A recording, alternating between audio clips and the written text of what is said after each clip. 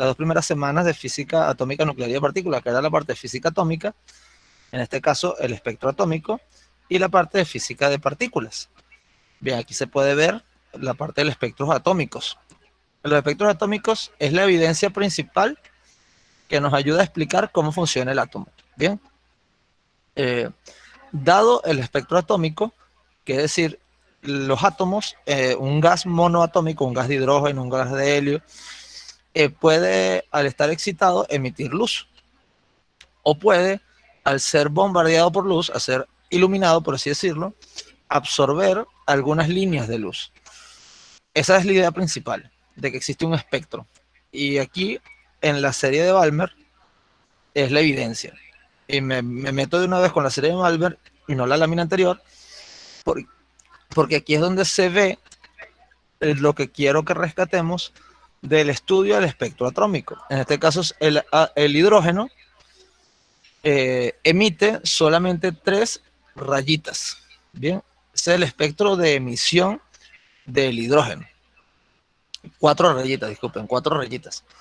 Esas 4 rayitas representan electrones que estaban en niveles excitados, niveles altos de energía, y caen a niveles inferiores, niveles bajos de energía. Entonces, esas 3 decaimientos que tenemos acá, en el caso del hidrógeno, es del 5 al 2, del 6 al 2, del 5 al 2, del 4 al 2 y del 3 al 2. Bien, estos son niveles de energía. El espectro atómico nos ayuda a identificar los niveles de energía de cada átomo. El átomo va, digamos que su huella digital o su característica primordial, su identificación va en el núcleo. Y las características del núcleo hacen que estos niveles existan. Si cambiamos el núcleo, los niveles cambian. Eso es la idea esencial también. Si yo tengo un átomo, tengo unos niveles de energía. Si yo cambio el átomo, cambio el núcleo, cambian los niveles de energía. Y si yo cambio los niveles de energía, van a cambiar estas líneas. Van a cambiar los colores que puede emitir o que puede absorber. Otra forma de verlo, en vez de verlo por colores, otra forma de verlo, en vez de verlo por colores, es por un diagrama de niveles de energía. Si se ven acá, los primeros niveles de energía están como más separados. Y luego esos niveles de energía van juntándose, cada vez están más cerca. Cuando los electrones caen de niveles altos de energía a niveles bajos de energía, estamos diciendo, en ese caso, que está emitiendo fotones, emite energía. La energía que tenía alta, la pierde para estar en niveles inferiores de energía, emite fotones. Yo tendría un espectro de emisión. Si pasa lo contrario, que yo estoy mandando los electrones a niveles más altos de energía, de los niveles bajos a niveles más altos, eso se hace si yo le doy energía al átomo, si le emito luz, le mando luz.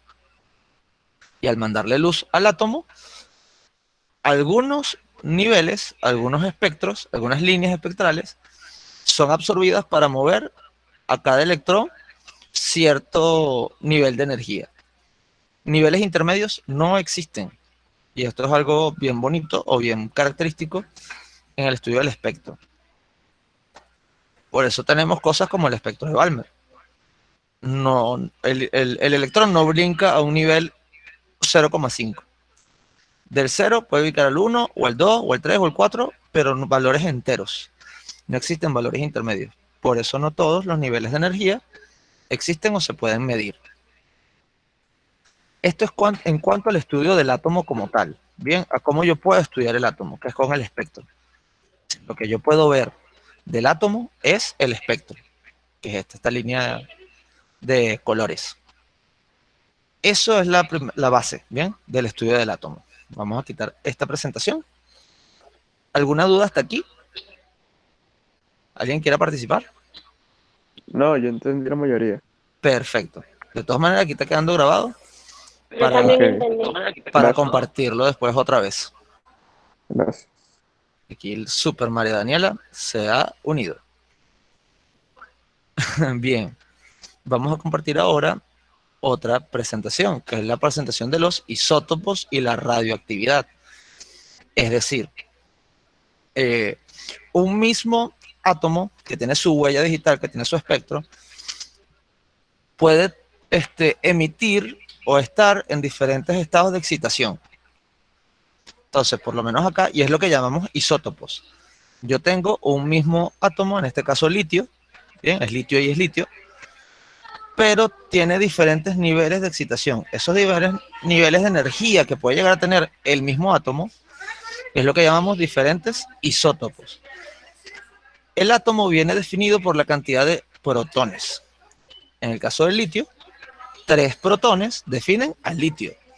Si tuviera 2 protones nada más, sería helio.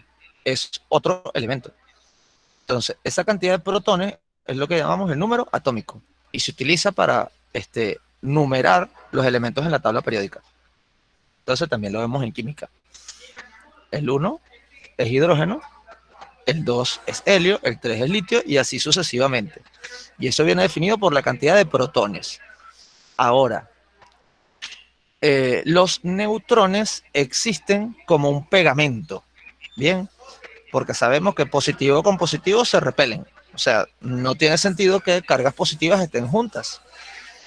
Debo necesariamente separar, o ellos deberían necesariamente separarse. Entonces, yo, para poder compensar esa fuerza, o la naturaleza, no yo, la naturaleza, mete a los neutrones en el juego. Los neutrones permiten mantener al núcleo lo más estable posible. ¿Cuál es el elemento más simple de la naturaleza? El que tiene un solo protón, el hidrógeno. El hidrógeno no necesita neutrones porque está él solito, no se repele con nadie. Ese es el hidrógeno más simple que tenemos. Pero yo cuando tenemos el helio que tenía dos protones, yo necesito entonces meterle 2 neutrones. En el caso del litio, yo puedo tener un litio con 2 neutrones o puedo tener litio con 4 neutrones o con 5 o con 80. La cantidad de neutrones puede cambiar y eso va en favor de la estabilidad del átomo. La naturaleza busca niveles de energía más estables. Ese es el funcionamiento de la naturaleza. ¿Qué pasa? En la medida que un átomo se torna más grande y más grande y más grande, necesita cada vez más pegamento. Es como si el pegamento se hiciera falta entre los protones. Obviamente, mientras más cargas positivas, más buscan repelerse, alejarse entre ellas. Y eso es lo que sucede en la naturaleza a medida que los elementos se tornan más complejos. Palabras claves en la identificación de los isótopos: el número atómico o el número de nucleones, que serían las cosas que hay en el núcleo. Recordando que los nucleones son protones más neutrones. Ese número de nucleones se utiliza también para identificar el número másico. ¿Por qué? Porque lo que tiene más masa en un átomo prácticamente se desprecian. Tienen tan poquita masa que prácticamente se desprecian. Y dependiendo de quién descubrió cada elemento, a cada elemento se le asigna un nombre y un símbolo. En este caso, litio es Li. Esas son las ideas principales de los isótopos. ¿Cómo yo escribo un isótopo? Bueno, hay 2. La forma simbólica y lo que llamamos la nomenclatura. Es mucho más sencillo que en química. En química sabemos que dependiendo del compuesto, la cantidad de átomos que tenga el compuesto, el nombre puede cambiar. Tiene prefijos y sufijos. En el caso del átomo es mucho más simple. El átomo lo que puede tener es más neutrones o menos neutrones. Es decir, más nucleones o menos nucleones. Entonces, en este caso que teníamos el ejemplo del litio, que teníamos aquí el litio con 5 nucleones y este lado el litio con 7 nucleones, simplemente decimos litio 5 o litio 7. Esa es la nomenclatura de los isótopos. El número asociado al isótopo identifica el número de nucleones. Pendiente con eso. Entonces tengo 2 números importantes. El de protones, que me identifica el átomo y qué niveles de energía existen en ese átomo. Y el número de nucleones o número másico, que es la cantidad de protones y neutrones que hay. Hasta aquí estamos identificando los isótopos. Ahora, resulta que en teoría y en la práctica, las masas no son idénticas.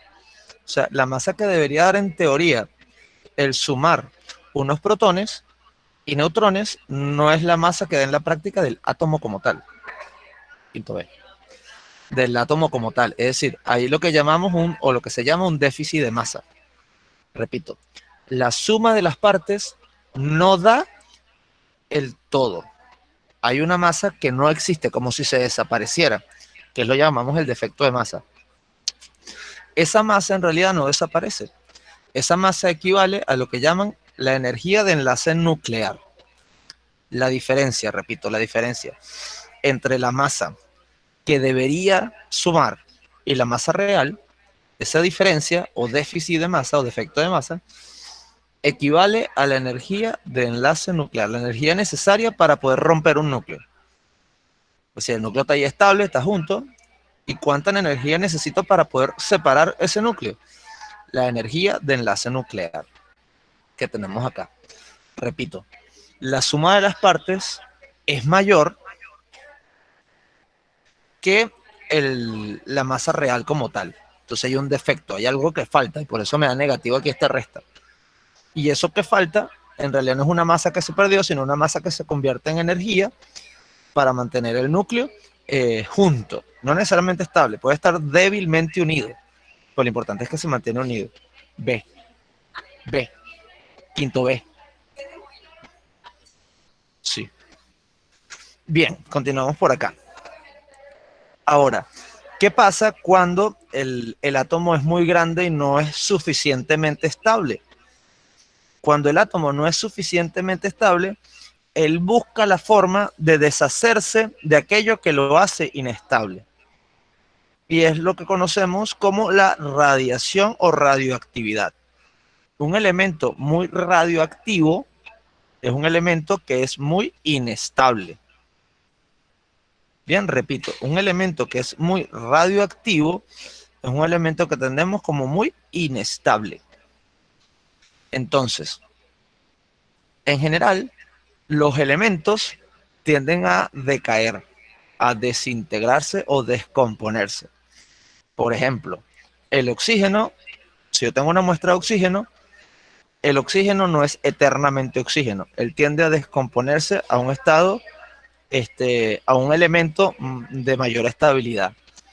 ¿Cuál es el elemento más estable de todos? El hidrógeno, que es solamente un protón. Entonces, todos los elementos en la tabla periódica tienden al hidrógeno, que es el más estable de todos. Ahora, no todos van con la misma velocidad. Mientras más grande es un elemento en la tabla periódica, es decir, tenga más nucleones, y ahí tenemos a los elementos que están abajo en la tabla periódica, del 70 para arriba, son elementos que se consideran muy, muy, muy grandes, tienden a desintegrarse, a descomponerse. Y entonces sufren un decaimiento. Es decir, la cantidad de nucleones que había al principio en una muestra no es la misma que hay en todo el tiempo. Va disminuyendo. Vean esta fórmula. Esta fórmula aquí es lo que conocemos como una exponencial. La exponencial tiene una forma de potencia. Eso es una curva que es más o menos así. Los elementos tienden a decaer. Fíjense, al principio decae muy rápido, pero después decae mucho más lentamente. Esa es la curva de decaimiento. Supongamos que aquí tengo X y Y. Ya vamos a acá. Bien. Donde X, que es la parte horizontal, es cómo pasa el tiempo. Y Y, que es la parte vertical, me indica el número de nucleones que había. Aquí tengo la parte vertical. Aquí llegó alguien a la reunión. La parte vertical me indica la cantidad de nucleones que están existiendo por unidad de tiempo. Entonces, como les había dicho hace rato, los elementos decaen. Yo tengo una cantidad inicial, suponemos acá N0, esa cantidad de elementos va a decaer. Supongamos que esa cantidad inicial comienza por acá, un lapso de tiempo. Aquí que necesito aquí algo. Dependiendo de cómo pasa el tiempo, hay cierta regularidad. Lo que pasa es que esa regularidad tiene una característica, que es la característica exponencial que tenemos acá. Por ejemplo, si tarda 2 segundos en llegar a la mitad, te va a tardar 2 segundos más en llegar a la mitad de la mitad, y luego 2 segundos más en llegar a la mitad de la mitad de la mitad, y luego 2 segundos más en llegar a la mitad de la mitad de la mitad, ya que lo voy a colocar acá. Y así sucesivamente, si aquí tengo 2 segundos más, y va a tardar 2 segundos más en llegar a la mitad de la mitad de la mitad. Bien, y fíjense, la forma que estamos teniendo al final es una forma exponencial negativa, es decir, que con el paso del tiempo cada vez hay menos núcleos del original. Si estamos hablando de oxígeno, cada vez hay menos oxígenos. Bien, esto es en el paso del tiempo. Ahora, medir la cantidad de nucleones o de núclidos que llaman es muy difícil. O sea, contar la cantidad de átomos que existen en una muestra es muy difícil. Eso prácticamente no se hace. Esto es como que dice un planteamiento hipotético. Lo que sí se puede medir es la cantidad de actividad que puede haber. ¿Cómo yo puedo medir la cantidad de actividad que puede haber en un punto específico? Es lo que conocemos como la rapidez de decaimiento de actividad. Es decir, yo puedo agarrar una muestra de aire, por ejemplo, y saber cuántas partículas de nitrógeno hay en un momento. Si al cabo de cierto tiempo vuelvo a medir y la cantidad de nitrógeno cambió, quiere decir que hubo una actividad, un decaimiento. Y yo puedo ver qué tan rápido sucede ese cambio en el aire.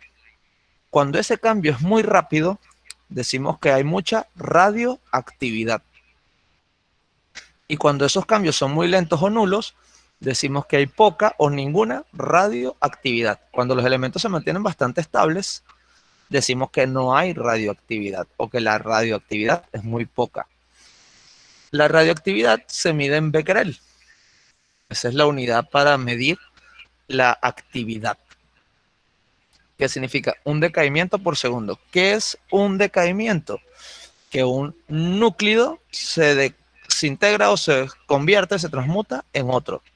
Por ejemplo, que el oxígeno transmute a nitrógeno. Eso es lo que puede suceder. Ahora, ese tiempo en el cual, esa regularidad en la cual suceden esos cambios es lo que llamamos vida media o semivida. Repito, y se define como el tiempo en el cual la cantidad de nucleones iniciales se reduce a la mitad. Repito, la vida media o semivida es el tiempo en el cual la cantidad de núcleos se divide a la mitad. La cantidad de núcleos se reduce a la mitad.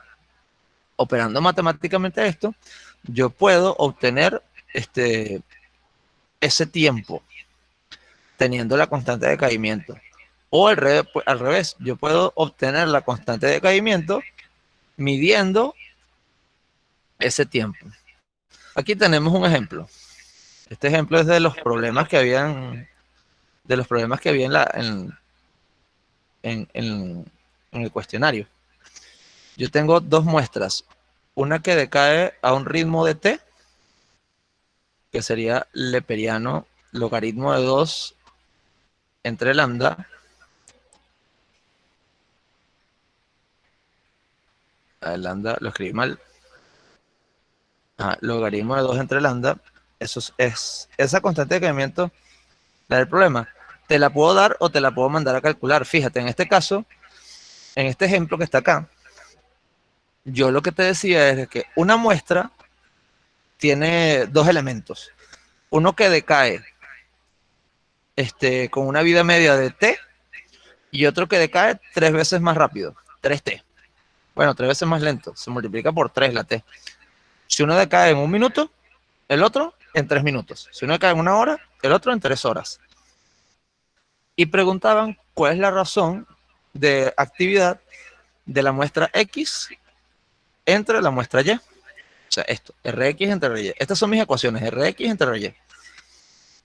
Sabiendo que las actividades al inicio eran la misma, pero decaen diferente. Como decaen diferente, uno con T y otro con 3 veces T, las constantes de caimiento son diferentes, que fue lo que despejé. La constante de caimiento en X, el lambda pasaría a multiplicar y el t a dividir, es esto. Mientras que en Y, el lambda que está dividiendo pasa a multiplicar y el 3t pasa a dividir. Sería esto. Estas son mis constantes de decaimiento. Y las voy a sustituir en cada una de las ecuaciones. Para X, la constante de decaimiento que no me la dieron, sino que la calculé, es lambda 2 entre t. Y para Y, es lambda 2 entre 3t. ¿Cómo saqué esto? De la definición de semivida. Bien, anótala por ahí. Estas son ecuaciones importantes. Estas 4 ecuaciones son importantes. Luego lo que hice fue dividir ambas ecuaciones. Fíjate, pero R0 entre R0 se simplifican si es una división. Y básicamente los exponenciales también se pudieran dividir también. Mira, fíjate aquí. T está multiplicando y dividiendo a la vez. Se simplifican. Las T se simplificaron. Y me queda arriba el exponencial de menos el logaritmo al cubo, que recuerda que por propiedades de las potencias, si las potencias se multiplican, es porque equivale a potencia a una potencia. Ahora fíjate, yo arriba tengo 3 veces, mientras que abajo tengo ninguna, una sola. Fíjate, 3t entre 3t, chac, chac, se simplifican. Tengo la misma base, diferente exponente. Es propiedad de potencia. Se restan las bases y se coloca así en el número mayor, que sería el de arriba, y me da esto. Si tú metes esto en la calculadora, esto da 4. Entonces, lo que quiere decir esto que dice acá, es que la razón de actividad de la muestra X entre la muestra Y es 4, en este caso. Ahorita de todas maneras vamos a avanzar en función de eso. Lo importante acá es este concepto. ¿Qué es la semivida? El tiempo en el cual la cantidad de la muestra se reduce a la mitad. Si yo tenía 100 y la semivida es de 1 minuto, es porque en 1 minuto voy a obtener 50. Velo así. Voy a tratar ya por aquí para colocar el ejemplo que estoy diciendo y dejarlo escrito.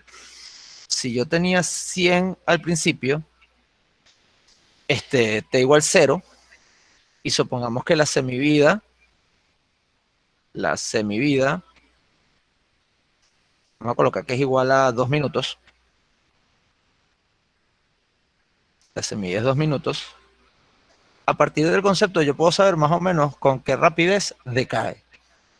La mitad de 100, que es 50, es lo que va a quedar a los 2 minutos. A los 4 minutos, ¿cuánto va a haber? 25. Y a los 6 minutos, ¿cuánto va a haber? 12,5.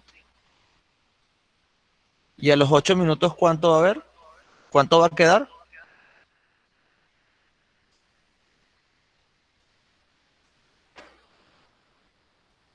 Yo lo voy a escribir aquí arribita porque no puedo escribirlo más abajo por la pizarra, no me deja. Entonces, fíjate, esto es lo que me permite a mí conocer el concepto de semivida. En la medida que pasa una semivida, 2 minutos en este ejemplo, se reduce a la mitad. Si pasa 2 minutos más, se reduce a la mitad. Si pasan 2 minutos más, se reduce a la mitad. Y así sucesivamente. ¿Bien? Y que decir que se reduce no quiere decir que lo demás desaparece. Recuerden que cuando hablamos de reactividad hablamos de decaimiento, que es transmuta, que el átomo se convierte en otro. ¿Y por qué se convierte en otro? Por esto que tenemos acá. Por las formas en las cuales se da la radioactividad. Y solamente hay 3 formas en las cuales se da la radioactividad o la desintegración, que es la desintegración alfa, la desintegración beta y la desintegración gamma. En la alfa, que es la que tenemos de primerita, decimos que lo que hace el núcleo es botar o sacar núcleos de helio. Núcleos de helio. Recordando acá que el helio si lo escribimos es He, el símbolo, porque H sol es hidrógeno, H es helio, y si es un núcleo, el núcleo va a tener 2 protones y en total serían 4 nucleones. Eso es un núcleo de helio, que también lo puedo poner por nomenclatura, simplemente escribir helio 4.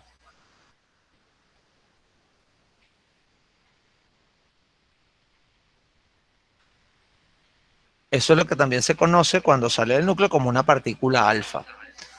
La desintegración alfa es una de las más vistosas. ¿Por qué? Porque es altamente ionizante. Ahorita vamos a hablar un poquito sobre eso.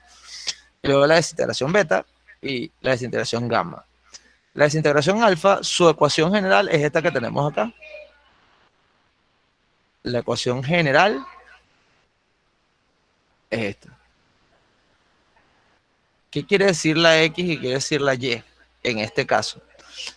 Es lo que se conoce en física como un elemento madre y un elemento hijo, o un elemento padre y un elemento hijo. Los ejemplos que coloco aquí abajo. Un átomo de uranio inestable, uranio 238, se va a transmutar, se convierte en torio. Pero en ese proceso, él va a expulsar un núcleo de helio.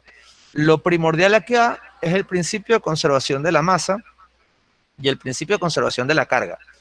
Si de este lado la carga total es 92, de este lado, ¿cuánto debe ser la carga total? 92, que es la que está abajo. Porque digo 92, recuerda que los protones tienen carga. Ahora, la masa. ¿Cuánto es la cantidad total de núcleos, de nucleones? 238. Entonces, del otro lado, ¿cuánto debe ser total la masa? 238. Esto es lo que se cumple. Entonces, la desintegración alfa del uranio 238 es torio 234 más una partícula de helio o un núcleo de helio. Similar pasa con el radio. El radio se convierte en radón de forma natural, pero en ese proceso emite una partícula de helio, que sería una partícula alfa. Y eso es una partícula alfa, un núcleo de helio. La radiación alfa tiene dos características importantes. La primera es que la radiación alfa es altamente ionizante. ¿Qué quiere decir altamente ionizante? Recordemos de química el concepto de ión. Por ejemplo, tengo carbono más 3. Esto es lo que llaman un ión de carbono. Eso quiere decir que tiene 3 electrones menos en las valencias, en las órbitas. Le faltan 3 electrones. En consecuencia, el carbono tiene una masa total. Una masa no, una carga total. Que sería más 3 en este caso. La partícula alfa, que es esta, el helio, tiene carga más 2. Si yo lanzo una partícula alfa por acá, que es más 2 y este más 3, ¿qué debería pasar con esa partícula alfa? A ver, pregunta abierta. ¿Qué debería pasar con la partícula alfa si yo la suelto para que pase cerca del ión de carbono? ¿Qué es lo que debería pasar? Pregunta abierta.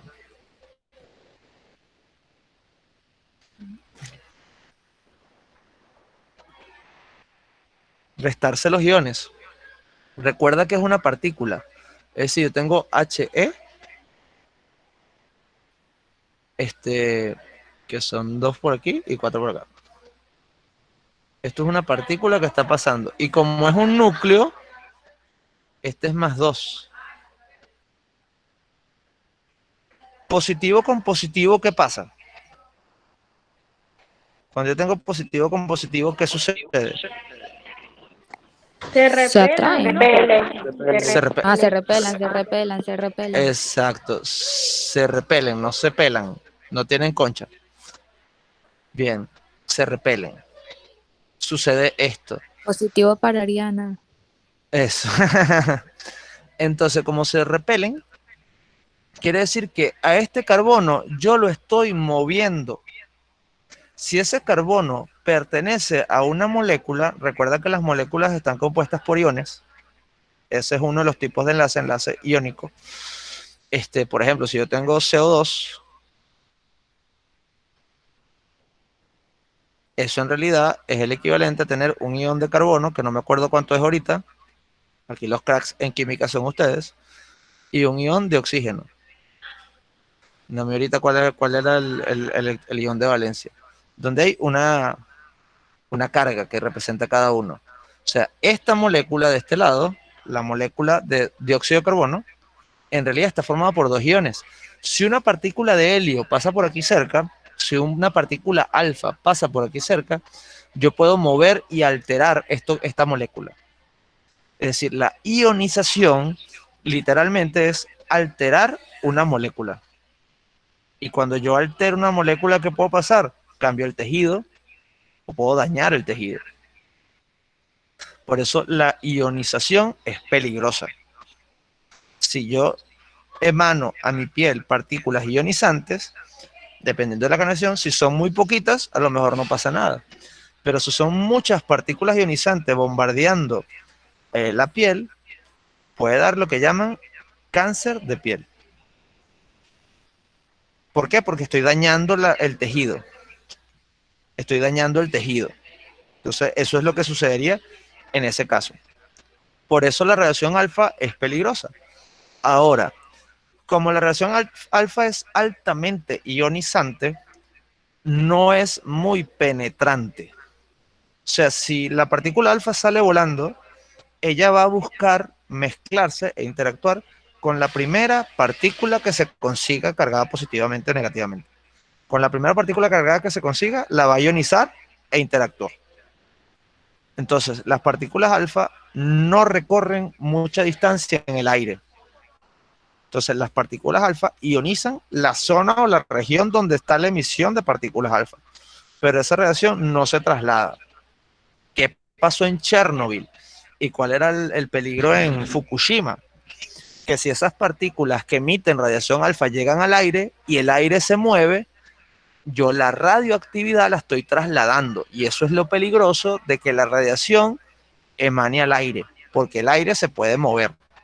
Y entonces emitir radioactividad a otras zonas y matar plantas, matar animalitos o dañar a las personas, como pasó en Chernobyl.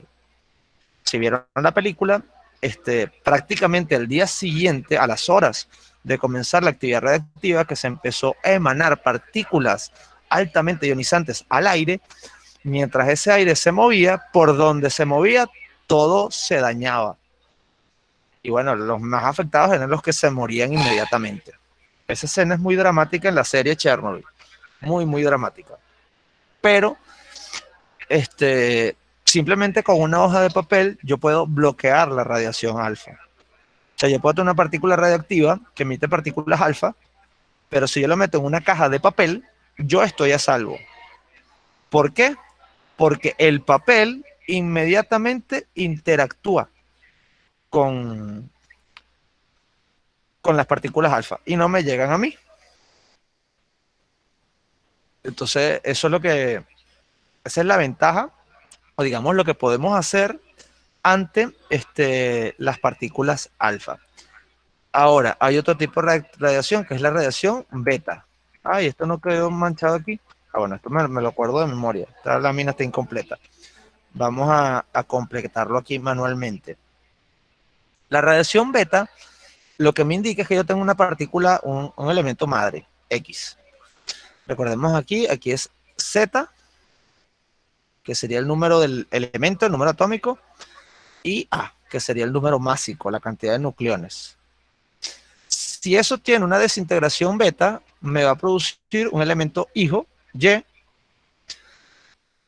que va a tener o un protón de más, o también puede tener, esta raya me salió fea, o también puede tener un electrón de menos.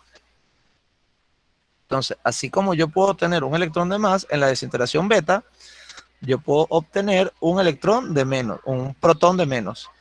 Es decir, y esto después lo expliqué en física de partículas la otra vez, aquí me equivoqué otra vez, coloqué más. Exacto, aquí lo tenemos. Esas son las dos alternativas que suceden en la desintegración beta. Un elemento padre o madre, como lo quieran ver, se desintegra y se transmuta en un elemento hijo con un protón de más o un protón de menos. Ahora, importante, la cantidad de núclidos permanece constante. Es decir, lo que está pasando acá, en este caso, es que o un protón se convierte en neutrón, en el caso de abajo, o un neutrón se convierte en protón, que es el caso de arriba. Para que eso suceda,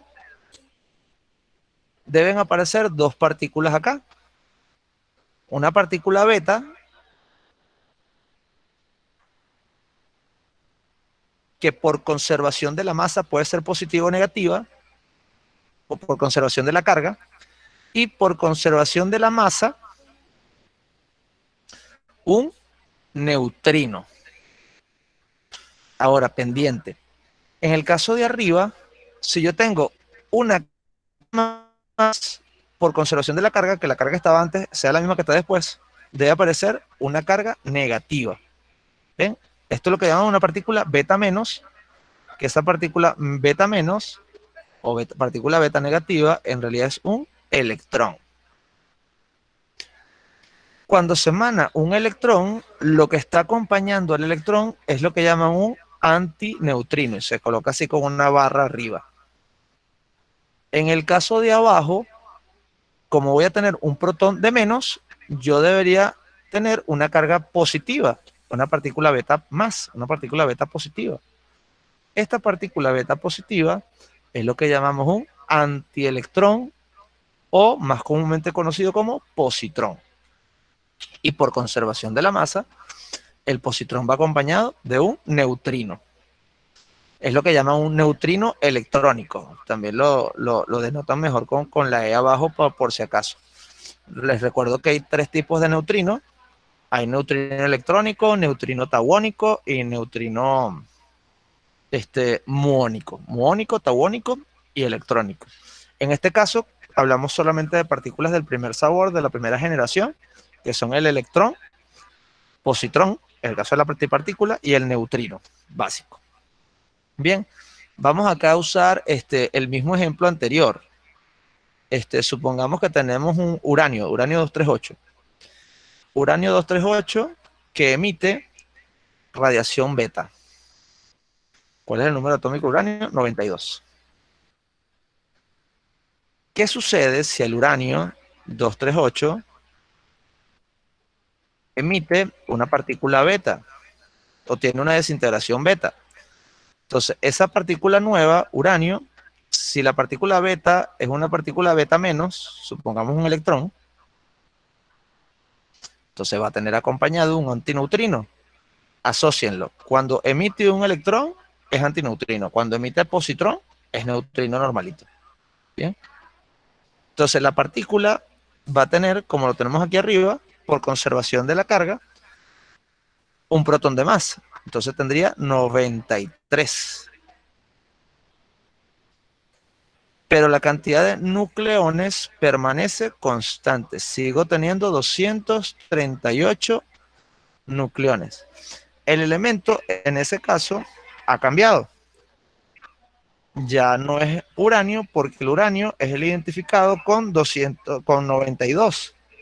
Entonces, me busco en mi tabla periódica cuál es el elemento identificado con el número 93. Y el elemento identificado con el número 93, se me perdió aquí, es el Neptunio. El Neptunio, NP. Si yo tuviera este fenómeno de desintegración beta del uranio, esa desintegración beta produce Neptunio.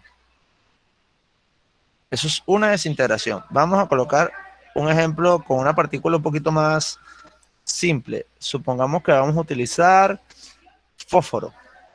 El fósforo, el número atómico es 15. Bien, vamos a utilizar fósforo 15. Fósforo 15 no, el fósforo, el número atómico es 15. El isótopo natural del fósforo, y cuando digo isótopo natural es el que se consigue más comúnmente en la naturaleza. Estoy jugando por acá. Lo perdí. Aquí lo tengo. Tiene 16, tiene 31 núcleos. 31. Bien. si eso lo hacemos en vez de una partícula beta menos, una partícula beta más, o sea, un positrón, vamos a ver qué pasaría. Si tiene un positrón, necesariamente va a estar acompañado de un neutrino electrónico. Y entonces, si es un positrón, de 15 bajaría, ahora sería 14. Pero la cantidad de núcleos se mantiene constante, 31. ¿Qué elemento en la tabla periódica es el número 14? El silicio.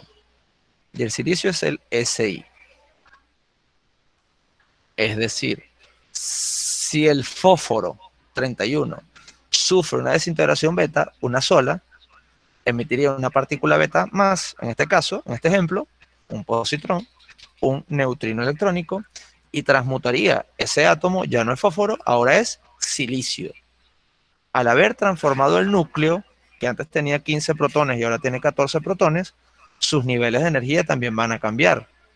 Y al cambiar los niveles de energía, estaríamos hablando de un átomo diferente. ¿Hasta aquí alguna duda con la desintegración alfa y la desintegración beta? ¿Alguna pregunta que me tengan? No, todo súper claro. No, yo voy bien. Si tienen una pregunta, escucho por ahí. Sí, hubo un momento que mencionaste algo de que el aire se mueve. ¿A eso te referías a que las partículas que están en el aire se trasladan o Sí. cómo así? Si hay brisa, supongamos lo que pasó en Chernobyl, la nube con material radioactivo que está emitiendo partículas alfa, partículas beta y partículas gamma, subió al aire y la brisa movió la nube.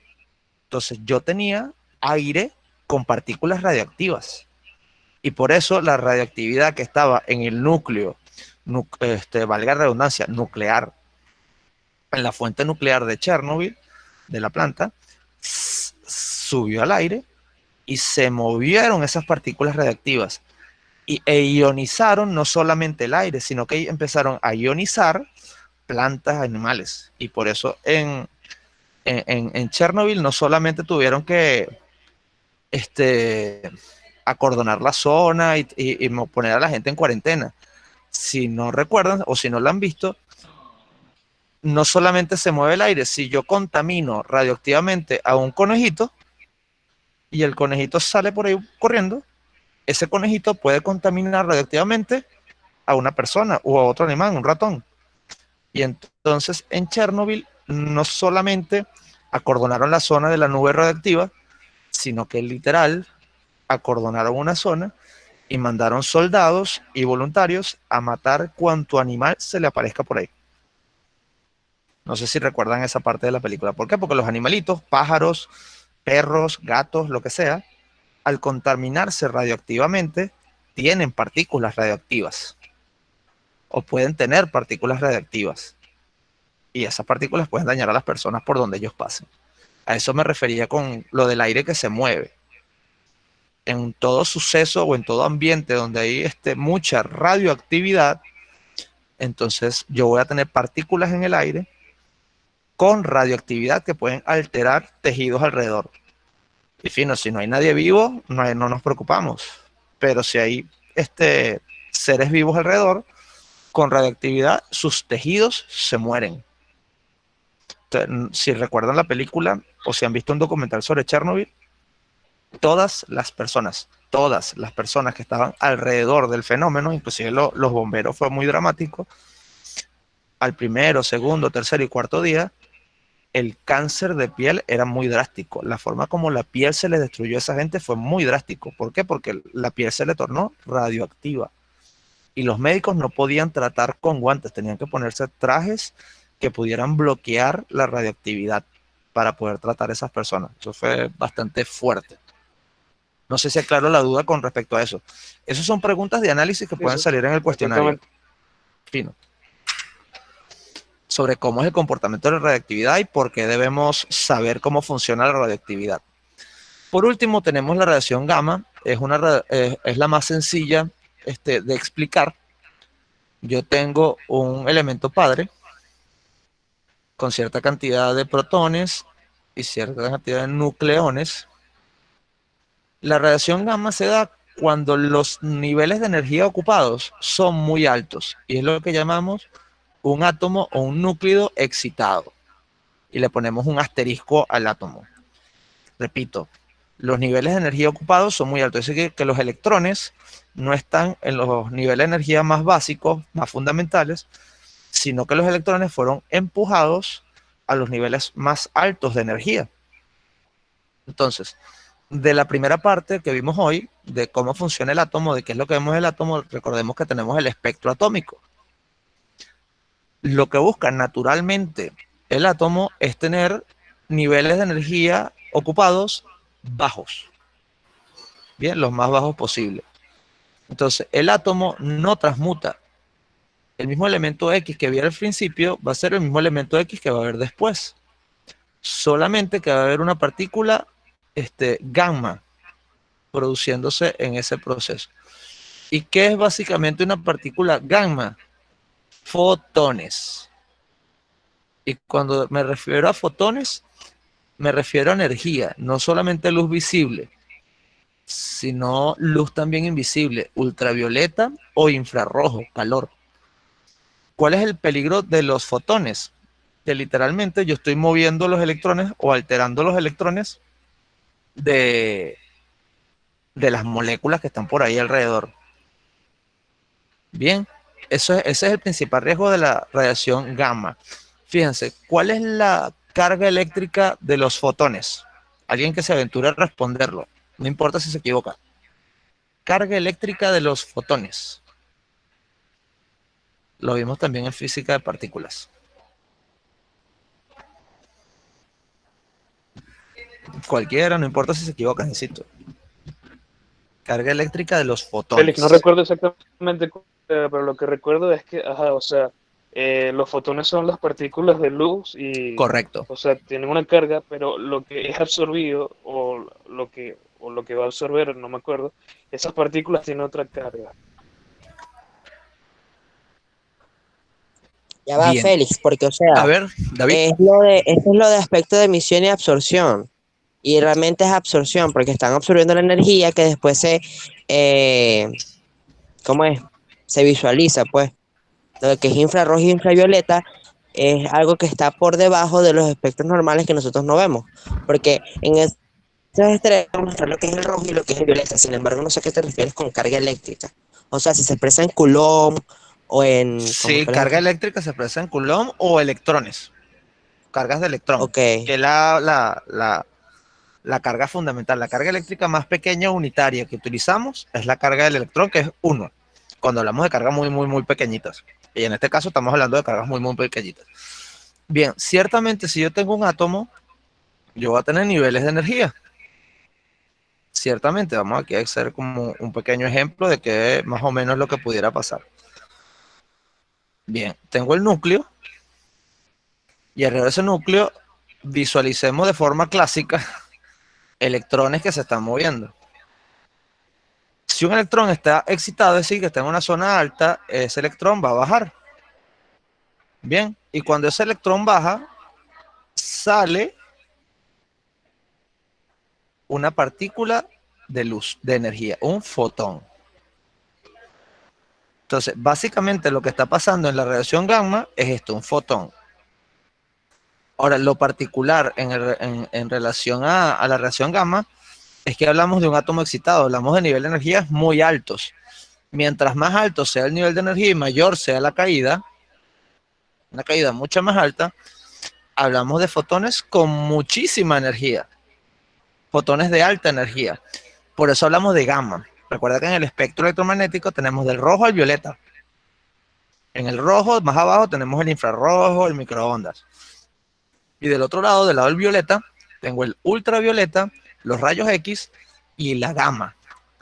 Entonces, del lado del violeta quiere decir más energía. Los fotones de la radiación gamma son fotones de alta energía. Ahora, el fotón es un bosón. Bien, una partícula de pura energía, no de carga eléctrica. Los fotones no tienen carga. La carga eléctrica es neutra, no tiene, cero. Entonces, los fotones no son son débilmente ionizantes. O sea, ionizan, pero de forma muy débil porque no tienen carga eléctrica directa. ¿Qué hace un fotón? Brindar energía. Cuando yo brindo energía a un átomo, ¿qué sucede cuando yo le doy energía a este electrón? Se va para arriba. Pero se va para arriba, como lo vimos en la primera parte, dependiendo de la energía que le dé. No con cualquiera, sino que tiene energías específicas para subir. En el caso de la radiación gamma, hablamos de energía, alta energía. Alta energía.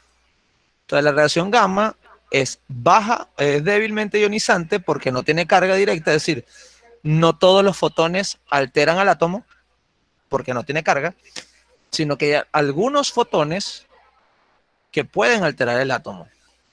Ahora, debe darse la condición, alta energía, voy a colocar acá, debe darse la condición doble. Primero, que es alta energía, y segundo, que sea la energía específica, porque recuerden que según el espectro de absorción, hay una energía específica que permite al átomo para mover sus electrones.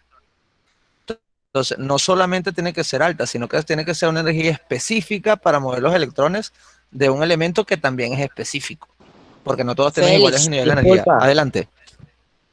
Ajá, mira, ¿hasta qué punto la energía que le vayamos a administrar al fotón, al electrón para que se vuelva fotón, puede hacer que determine que sea infravioleta o infrarrojo? Porque, ajá, sabemos que el electrón posee una carga de 1, y pico, porque la carga del electrón es muy baja. Eso es carga Pero- eléctrica, Ajá, no esa carga energía. eléctrica, pues. Esa carga eléctrica es muy baja.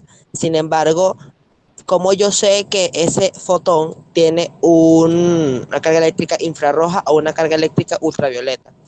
Ajá, lo que pasa es que estás confundiendo dos conceptos. Una cosa es tener un electrón que tiene carga eléctrica y otra cosa es tener un fotón. El electrón no representa luz. El electrón simplemente se mueve alrededor del átomo.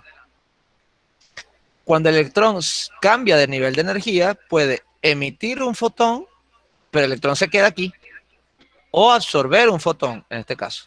Pero el electrón se queda aquí, el electrón no sale del átomo. Bien, pendiente con eso. Cuando hablamos de energía, Ok, recordemos un poquito el arco iris. Imagínense el arco iris. Yo en esa barra que acabo de dibujar, el arco iris va del violeta, luego naranja, luego de naranja el amarillo, luego del amarillo el verde. Vamos a colocar A, M, para diferenciar el amarillo, luego verde, luego azul, fino y luego el violeta. Esto es lo que podemos ver. Más abajo, con menos energía, no lo podemos ver. Y más arriba, que es con más energía, tampoco lo podemos ver, porque nuestro ojo está diseñado para no prestarle atención a energías muy bajas y no prestarle atención tampoco a energías muy altas. Las de abajo, porque son muy débiles y no nos interesan, y las de arriba, porque son muy fuertes y nos interesa evitarlas. Entonces tenemos otro tipo de sensores. Si a ti te pega en la piel radiación ultravioleta, tú te quemas. Por eso tenemos protectores UV. Los protectores UV, los protectores solares UV, son protectores solares ultravioleta. ¿Para qué? Para que no te queme. Entonces nuestro cuerpo está condicionado de esa manera para solamente ver una parte del espectro. Ahora, esa no es la única que existe.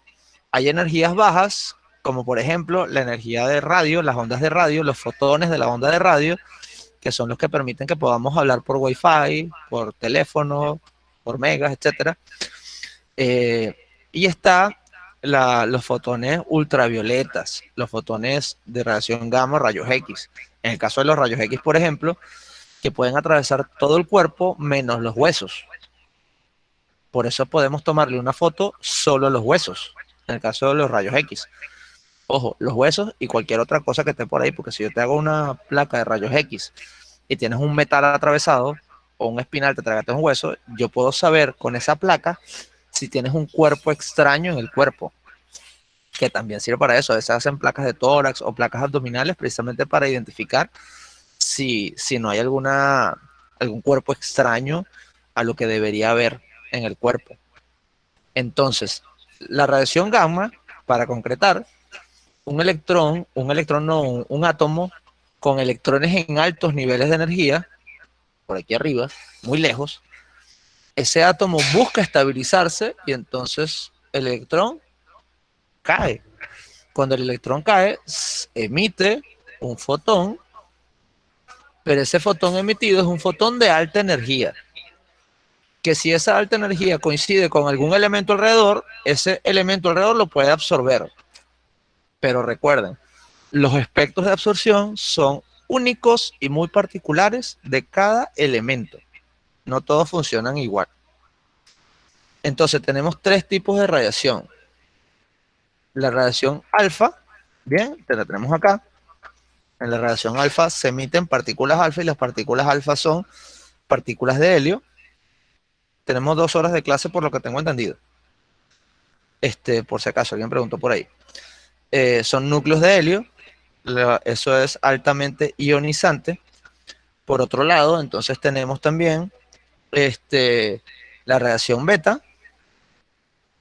En la radiación beta se emiten partículas beta que son electrones o positrones.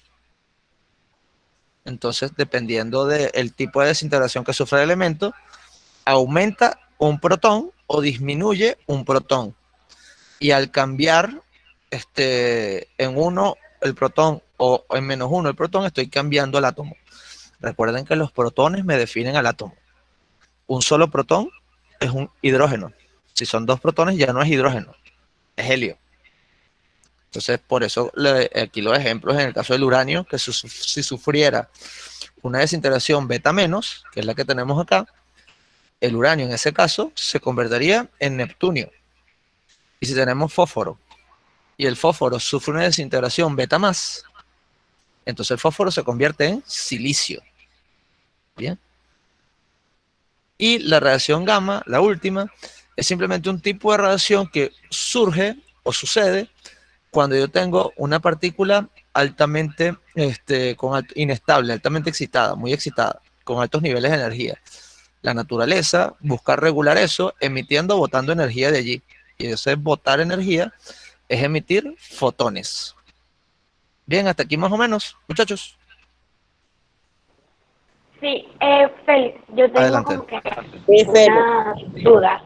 Adelante. Por ejemplo, en el examen salió como que una ecuación o como un ejercicio Ajá. y nos decía que teníamos que identificarlo. Entonces, para poder identificar, o sea, el alfa siempre tiene que tener un helio, un Sí. átomo de helio.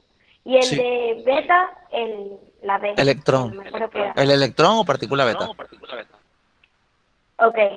Y en la gamma, ¿cómo se identifica por la inestabilidad del asterisco? El asterisco, no solamente el asterisco, por un lado el asterisco y por otro lado los fotones. Ok. No Gracias. emiten ni electrones ni helio, sino fotones, pura energía. Chévere. Ok, perfecto. Ahora, estos 3 fenómenos no son los únicos que cambian el núcleo. Salimos de esta presentación. No, voy a descartar esto aquí. Salimos de esta presentación. Félix, disculpa. Ajá, una pregunta, mira. Tú sabes que en las partículas beta tú nombraste antineutrinos y positrones. Sí. Esto, o sea, por lo que tengo entendido, es algo de los protones y nucleones con los electrones y nucleones, creo que es, ¿verdad? Los neutrinos y antineutrinos Ajá. no tienen que ver con el funcionamiento de la desintegración beta. Cuando sale un Por eso, electrón, o sea, mi pregunta es, tú sabes que o sea, la partícula beta, ajá, cuando hay un cambio en el protón, hay un cambio en la partícula, o sea, es una desintegración. sí, Entonces, mi pregunta es, ¿el neutrino y el positrón hasta qué punto afectan al cambio de la partícula? cuando sale conservación de la carga. Si sale un positrón, quiere decir que tengo una carga positiva de más. Entonces, el elemento debe bajar un protón. Entonces, si tenía 15 protones, en el elemento padre, en el elemento hijo voy a tener 14. Si salió un positrón. Digamos que el neutrino es como un daño colateral. El neutrino hace falta para conservar la masa. pero el que me define lo que está pasando con los protones, el que me define cómo transmuta, es el electrón o el positrón. Y recuerda Ok, conservar la carga. Recuerda dale, conservar la gracias. carga. Fino. Ahora, ya estoy aquí para hacer la siguiente, la última, que es la parte de fusión y fisión. Y ya con esto estamos redondeando las ideas. Sí, ya con esto, o sea, literalmente estamos abarcando todo el examen, realmente. Exacto. Y Disculpa, Félix, adelante, esta presentación la vas a montar por Classroom, lo estoy porque grabando yo para estoy en montarla un de una vez. carro, que yo estoy en un carro escuchando todo, entonces es como bueno. Sí, entiendo. No, la estoy grabando, de hecho, para montarla una vez con las intervenciones de ustedes, por si acaso, que esas intervenciones Perfecto. son interesantes. Bien, para finalizar, como le decía, no solamente suceden desintegraciones que cambian el núcleo, alfa, beta y gamma, sino que también tenemos otros dos fenómenos, la fisión y la fusión. La fisión y la fusión, la cantidad de energía involucrada depende de las características del isótopo. Bien, y esto es como un repaso. Esas características del isótopo dependen de la cantidad de nucleones que tenga y protones y la energía de enlace nuclear. Recordando que la energía de enlace nuclear se calcula dependiendo del déficit de masa, el defecto de masa. Ese defecto de masa, esa diferencia entre lo que debería ser y lo que en realidad es esa energía asociada para poder descomponer o separar el núcleo. Para eso es importante definir la unidad de masa atómica. ¿Por qué? Porque la masa asociada con los elementos es muy pequeña y definirlas en kilogramos es muy fastidioso. Fíjense acá. En este caso, el isótopo carbono 12, el carbono 12 es un isótopo relativamente sencillo de producir. Bien, el carbono 12. Entonces, el carbono 12, que es relativamente sencillo de producir, simplemente se comparó con el número de Avogadro para saber la masa de un átomo de carbono 12. Entonces, la masa de un átomo de carbono 12 es esta, casi 2 por 10 a la menos 26. Eso es un átomo de carbono 12. Ahora, ese átomo de carbono 12, por su isótopo, tiene 12 nucleones, 12 partículas en su núcleo. Entonces, simplemente se divide la masa del carbono 12 entre 12, porque son 12 partículas. Y esta es la definición de la unidad de masa atómica. A partir de un isótopo relativamente sencillo de producir, de conseguir en la naturaleza, entonces se divide entre 12 porque se supone que tiene 12 nucleones en su núcleo, valga la redundancia. Esta es la definición entonces de la unidad de masa atómica. Es la masa de un átomo de carbono 12 dividida entre 12. Y a partir de eso se tienen entonces los distintos valores de las partículas que participan en lo que es la actividad nuclear. El protón, por ejemplo, es un poquito mayor, 1,00727, bien, o 728 si redondeamos. Esta sería la masa de un protón, lo que debería ser la masa de un protón. Por otro lado tenemos la masa del neutrón. Fíjense que el neutrón es ligeramente más masivo. Recuerden que el neutrón no interactúa eléctricamente, pero su masa participa como pegamento ahí en el núcleo para poder mantener el núcleo lo más unido posible. Ahora, fíjense el electrón. El electrón es casi 10.000 veces menor. O sea, es dividir entre 10.000 el valor del protón. Por eso el electrón a nivel de masa no se toma en cuenta. Repito, el electrón a nivel de masa prácticamente se desprecia en lo que es la masa de un átomo. Lo que te interesa en la masa del átomo son los nucleones, la parte que está en el núcleo. Y aquí tenemos otras tres partículas de interés.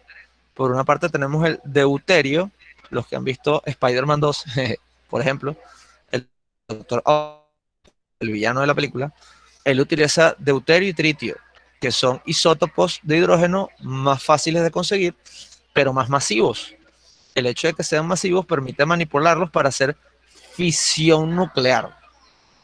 En los laboratorios de fisión nuclear que ahorita se están desarrollando para generar energía sustentable, de fisión, de fusión, ¿qué digo? De unión, se utiliza deuterio o simplemente hidrógeno 2. ¿Qué significa que sea hidrógeno 2? Alguien que me responda eso. ¿Qué significa que sea hidrógeno 2 el deuterio? ¿Cómo es el deuterio? ¿Qué tiene el deuterio? ¿Qué característica tiene? De la manera más simple responderla. Alguien que se aventure. Bueno, profe, yo creo que está preguntando esto. Taqui, taqui. Muy sencillo.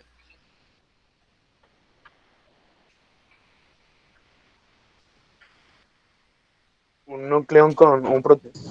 Félix, ¿ya qué dijiste? Porque, yo entiendo que el hidrógeno en la tabla periódica es...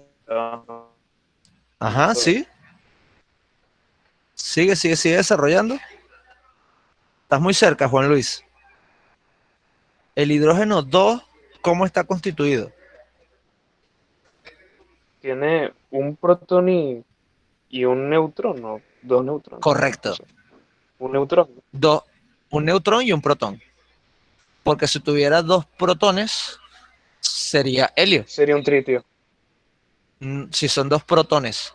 Si fueran dos neutrones, correcto, dos neutrones, sería tritio. Porque el protón que lo define como hidrógeno, que es un protón, más dos neutrones serían 3. Y 3 sería tritio, correcto, tritio. Entonces el hidrógeno Hola, 2... profe, ¿cómo está? Ajá, hola, sí, Disculpe, llegaste. profe, estaba en rezagado con Nicola, de biología. Tranquila. Esta clase yo la voy a montar, la estoy grabando, ya la estamos redondeando para ir terminando con esta última parte. Y bueno, la partícula alfa, fíjate, la partícula alfa es pesadita. 4,001506 unidades de masa atómica. Bien, es casi 4 veces más que el protón. Fíjate en algo, si yo sumo 2 protones y 2 neutrones y utilizo una calculadora, búscalo, 2 protones y 2 neutrones, no te da esto que tenemos aquí abajo. Lo voy a hacer ahorita aquí en mi calculadora. Si ustedes no lo hacen, yo sí lo voy a hacer. Vamos a sumar 1.007276 dos veces más 1.008665 dos veces. Yo cuando sumo eso me da 4,03. O sea, la suma de las partes me da más que el total. Hay una diferencia. Esa diferencia es lo que reconocemos como defecto de masa, y ese defecto de masa se traduce en energía que mantiene el núcleo de la partícula alfa, en este caso partícula de helio, lo mantiene unido. Ese defecto de masa. Fíjate, helio 4. ¿Por qué se llama helio 4? Porque tiene 4 nucleones, que en este caso sería 2 protones porque es helio, y quedarían entonces 2 neutrones. Eso es lo que entonces define la unidad de masa atómica. La fisión. Aquí está representado la fisión que se utiliza en los reactores de fisión, como el de Chernobyl, con uranio 235. El uranio 235 es un uranio relativamente estable. Ahora, la estabilidad no me ayuda a mí a emitir energía. Yo necesito que el uranio 235 sea inestable. Para ser inestable, yo le lanzo un neutrón. Cuando yo le meto un neutrón, se transforma en uranio 236. Y el uranio 236 es ligeramente más grande, ¿bien? El núcleo es ligeramente más grande. En consecuencia, los protones buscan separarse para tener una forma más estable. Bien, en el caso del uranio 236. En ese proceso se forma bario y criptón. Fíjense, bario y criptón, redondeando, son del mismo orden de magnitud, 100 y 100. Es más o menos redondeando. Bario y criptón.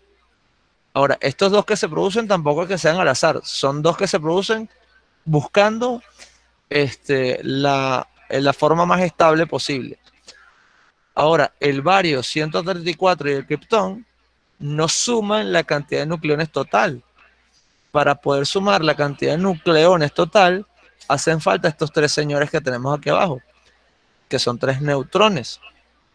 Este fenómeno que tenemos acá genera una reacción en cadena. Porque estos 3 neutrones, si yo tengo una barra de uranio 235 y una barra de uranio 235, son bastantes átomos de uranio 235. Solamente sácalo por el número de Avogadro, son muchísimos átomos de uranio 235. Si esta reacción en cadena es así, de 1 salen 3, de 3, ¿cuántos saldrían? Quiero esa respuesta. ¿Cuántos neutrones saldrían cuando estos 3 señoritos, 3 neutrones, impacten otros 3 partículas o átomos de uranio 235? ¿Cuántos neutrones saldrían después? Puedes usar lápiz. Por ahí dijeron un número. ¿Cuánto dijeron por ahí? Dije 6, pero no estoy segura. ¿Y cómo llegaste a la conclusión de que serían 6?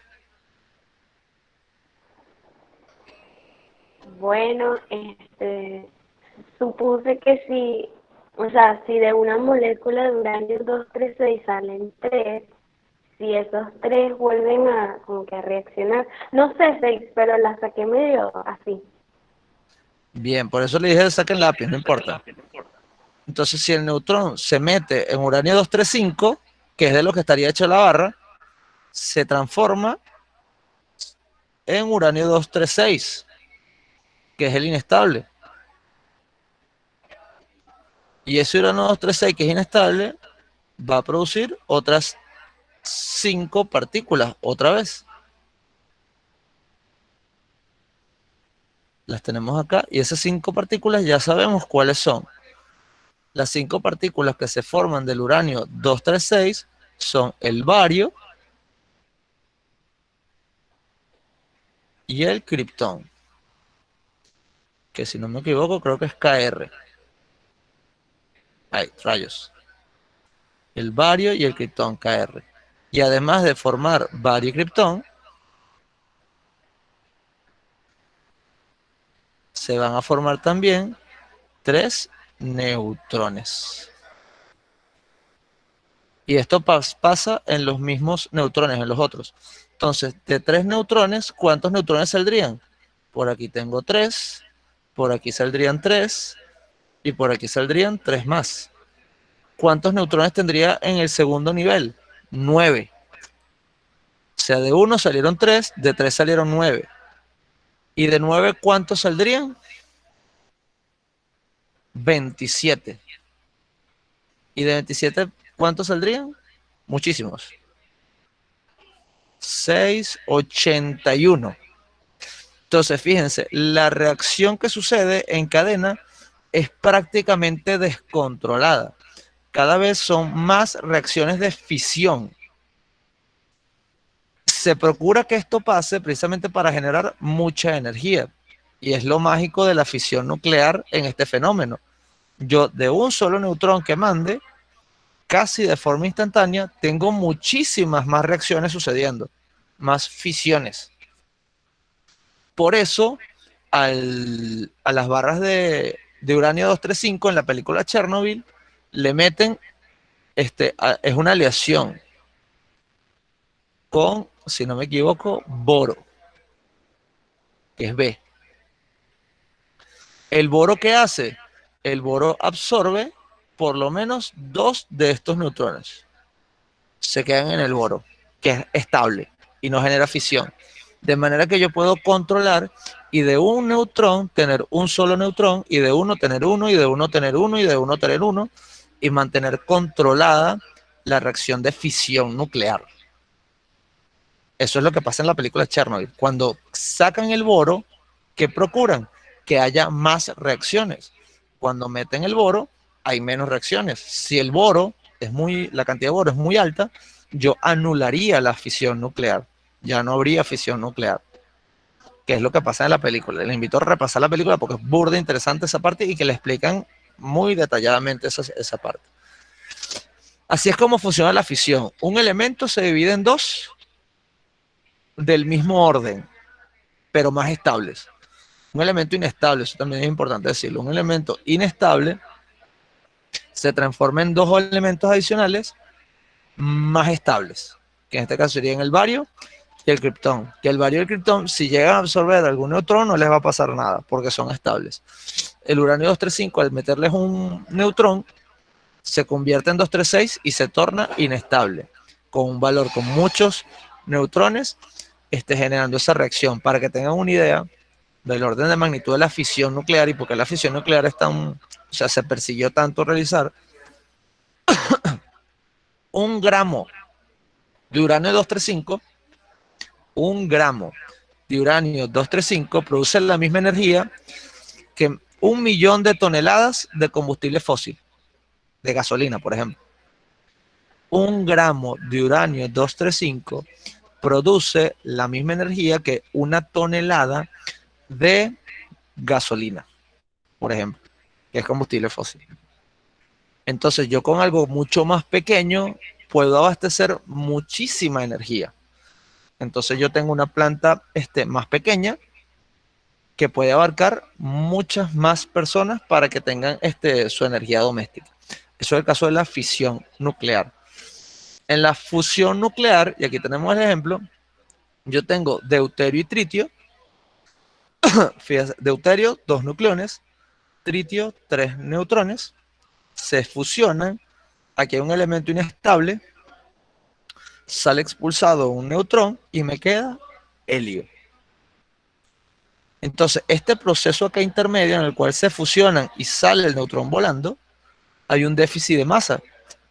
En ese déficit de masa se genera entre 3 y 4 veces más energía que en el uranio. Ahora, ¿cuál es la ventaja de usar fusión y no fisión? Fíjense, las cantidades, básicamente es eso.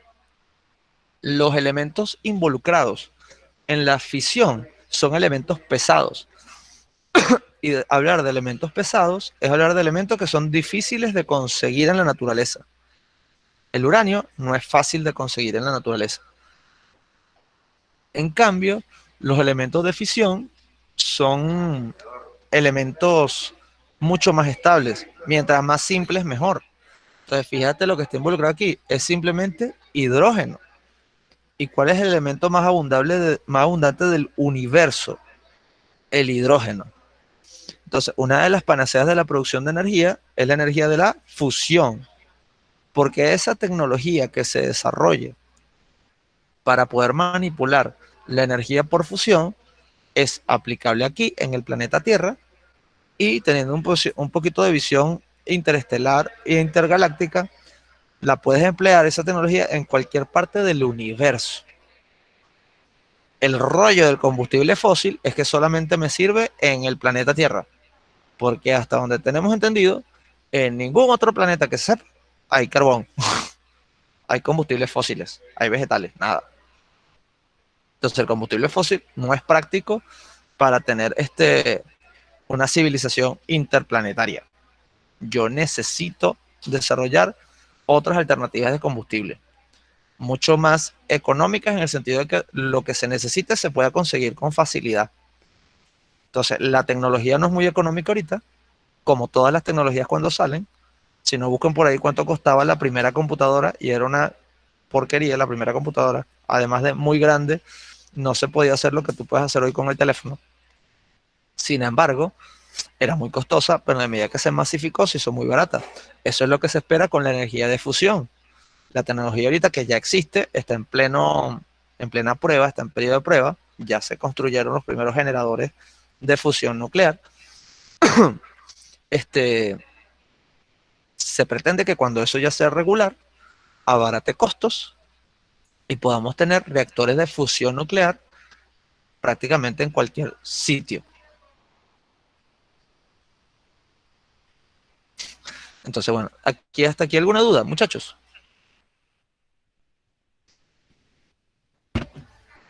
Por mi parte, no comprendo. Por la mía tampoco. Bien, muchachos. Entonces, recapitulo. La primera parte que hablamos fue de protones, el átomo.